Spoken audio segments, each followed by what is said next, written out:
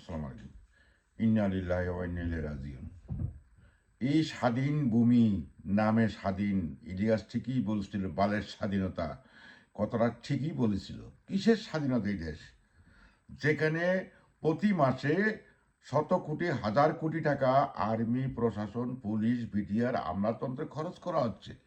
সেই স্বাধীন দেশের কোনো সুরক্ষা নাই, সেই স্বাধীন দেশে কোনো স্বাধীনতা নাই।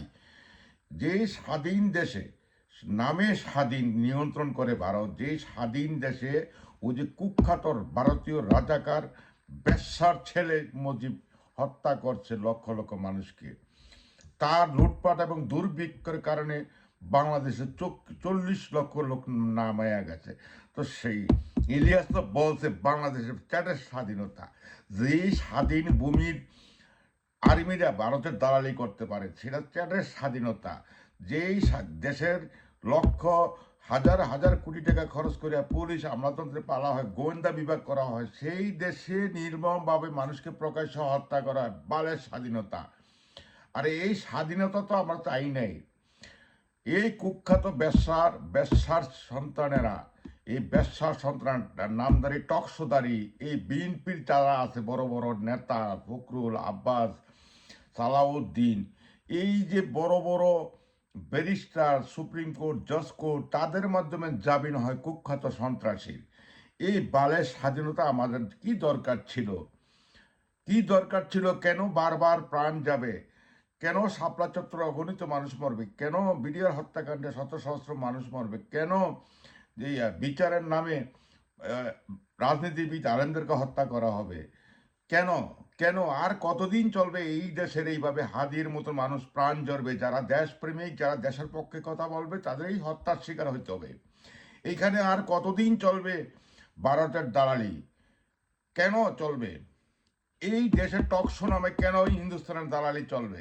যেই টকশোদারিরা অন্যায়ের বিপক্ষে কথা বলতে পারে না, যারা যারা অন্যায় করে, খুনি লুটপাটকারী, তাদের পক্ষে টকশো চলে।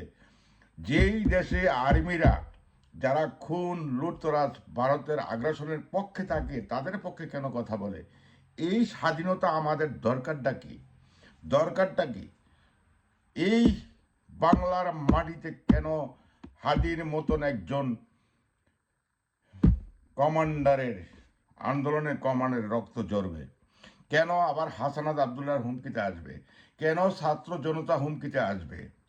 এই দেশে আর্মি, প্রশাসন, পুলিশ, বিডিআর, আমলাতন্ত্র কেন দরকার? স্বাধীনতার পতাকা কেন দরকার? সেটি আমার প্রশ্ন। এই দেশ তো কুলাঙ্গারে শেষ হয়ে গেছে। ভারতীয় যারা সন্তান যারা আছে না, তারা হলো আমলিক।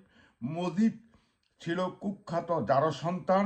এই যারা সন্তানের ছাইয়া গেছে বাংলার আনাচে কানাচে আর্মি, পুলিশ, বিডিআরে। এইটা আর হইতে পারে না। হয় কুলাঙ্গারেরা বাংলাদেশ থাকবে, না হয় আমরা বাংলাদেশে থাকব। লক্ষ জনতার বিপ্লব এবং বিরুদ্ধে আমরা ভারতের আগ্রাসন ষড়যন্ত্রের বিরুদ্ধে দাঁড়াবো ইনশাল্লাহ। এখন হাদির কসম, রক্তের কসম, তার লাশের কসম, এই বাংলার মাটিতে আর ভারতীয় কোনো দালাল প্রশ্রয় দেওয়া হবে না। এবং বাংলার মাটিতে মজিবের কোনো দালালি এই দেশে প্রশ্রয় দেওয়া হবে না। হিন্দুস্তানি দালালি চলবে না। হয় বাংলাদেশ থাকবে, না হিন্দুস্তান থাকবে, থাকবে না।